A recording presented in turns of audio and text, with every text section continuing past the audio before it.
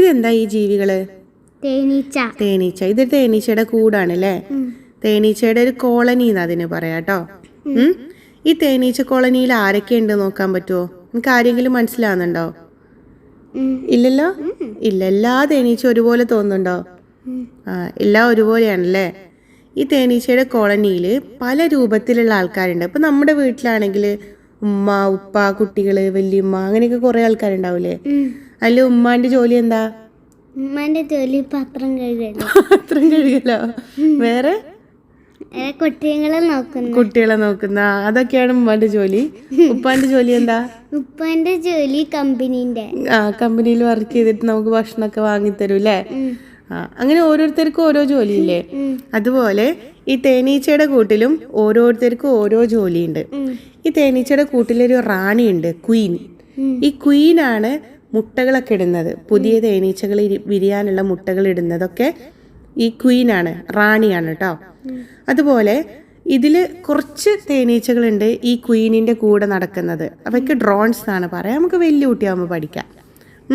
പിന്നെ ഇതിൽ കുറേ ജോലിക്കാരുണ്ട്. ഈ ജോലിക്കാരാണ്, അതൊക്കെ പെൺതേനീച്ചകളാണ് കേട്ടോ, പെണ്ണുങ്ങളാണ്. ഈ പെൺതേനീച്ചകളൊക്കെ പുറത്ത് പോയിട്ട് പൂക്കളിൽ നിന്നൊക്കെ തേൻ ശേഖരിച്ചു കൊണ്ടുവരും.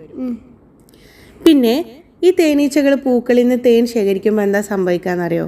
ഈ പൂക്കളുടെ ഉള്ളിലുള്ള പൂമ്പൊടിയൊക്കെ വേറെ പൂക്കളുമായിട്ട് യോജിച്ച് നമ്മുടെ പൂക്കളൊക്കെ കായകളായി മാറും. അതിൽ പഴങ്ങളൊക്കെ ഉണ്ടാവും. അപ്പോൾ തേനീച്ച പോളിനേഷന്, പരാഗണത്തിന് വളരെ പ്രധാനപ്പെട്ട ഒരു ജീവിയാണ് കേട്ടോ. ഈ തേനീച്ചകൾ എങ്ങനെയാണ് അങ്ങോട്ട് കൂടി സംസാരിക്കാന്നറിയോ? എങ്ങനെയായിരിക്കും? അവർ ഡാൻസ് ചെയ്യാണ് ചെയ്യുക. ഒരു തേനീച്ച വേറൊരു തേനീച്ചയുടെ മുമ്പ് പോയി നിന്നിട്ട് ഒരു പ്രത്യേക രൂപത്തിൽ ഡാൻസ് ചെയ്യും. അപ്പോൾ ആ ഡാൻസ് എന്ത് ഡാൻസ് ആണെന്ന് നോക്കിയിട്ട് മറ്റേ തേനീച്ചയ്ക്ക് കാര്യം മനസ്സിലാവും. ഓക്കെ. ഈ തേനീച്ചയുടെ കൂട്ടിൽ എന്താ ഉണ്ടാവുക? തേനാണ് ഉണ്ടാവുക അല്ലേ? അപ്പോൾ തേനീച്ച തേൻ മാത്രമാണോ കൂട്ടിൽ കൊണ്ടുവരുന്നത്? ആയിരിക്കുമോ? വേറെന്താ കൊണ്ടുവരിക? പൂക്കൾ കൊണ്ടുവരുമോ തേനീച്ച? ഇല്ല, തേനീച്ച വെള്ളവും കൊണ്ടുവരും. തേൻ കൊണ്ടുവരുന്നത് പോലെ തന്നെ തേനീച്ച എന്ത് കൊണ്ടുവരും? വെള്ളം കൊണ്ടുവരും കേട്ടോ.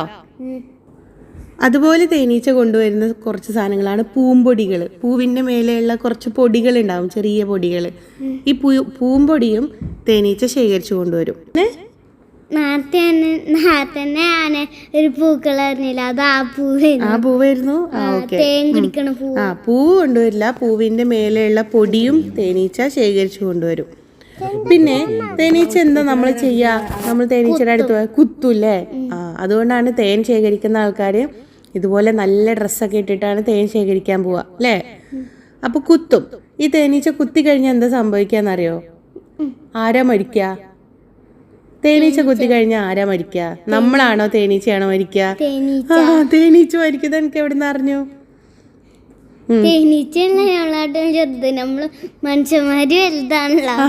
അങ്ങനെയാണല്ലേ. പക്ഷെ തേനീച്ച നമ്മളെ കുത്തി കഴിഞ്ഞാല് തേനീച്ച തന്നെ സ്വയം മരിക്കുകയും ചെയ്യും. ഓക്കെ. കുത്തി കഴിഞ്ഞാൽ നമുക്ക് നല്ല വേദനയൊക്കെ ഉണ്ടാവും. പക്ഷെ മരിക്കുന്ന ആരായിരിക്കും? തേനീച്ചയായിരിക്കും. കുറേ തേനീച്ചകൾ ഒന്നിച്ചു വന്ന് കുത്തിയാൽ ചിലപ്പോൾ നമ്മളും മരിക്കും കേട്ടോ. ചില വലിയ കാട്ടു തേനീച്ചകളൊക്കെ ഒന്നിച്ചു വന്ന് കുത്തി കഴിഞ്ഞാൽ നമ്മളും മരിക്കും, ഒരുപാടെണ്ണം കുത്തിയാൽ. പക്ഷെ ഒരു തേനീച്ച കുത്തി കഴിയുമ്പോൾ ആ തേനീച്ചയാണ് മരിക്കുക, നമ്മളല്ല അല്ലേ? അതെനിക്കറിയൂലേ? ആള് ഉഷാറാണല്ലോ.